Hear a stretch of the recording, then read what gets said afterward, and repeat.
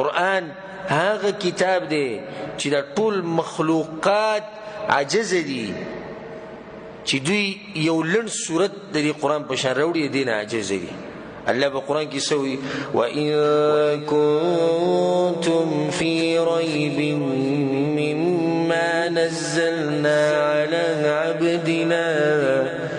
الله وی هغه خلکو ته دا خبره کوي کوم چې شک کوي په دې قرآن کې، که ستاسو وی شک په دې قرآن کې او په کتاب کې کوم چې نازل کړی دی موږ به خپل بنده باندې فَأْتُوا بِسُورَةٍ مِّن مِّثْلِهِ، نو یو صورت راوړي په شان دغه صورتونو کې چې په دې قرآن کې دی.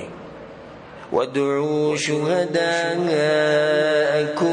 مِّن دُونِ اللَّهِ، او چې کوم ستاسو مرګري دي هغه ټول را جمع کړئ، ټول را جمع کړئ چې د قرآن د صورتونو په شان یو صورت راوړي.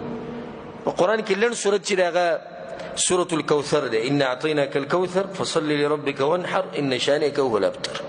سره پاسه 1400 کاله دی قرآن وشو، د اوسه پورې چا داسې صورت نه دی راوړی او نه به یې راوړي، د طاقت نشته بچا کې.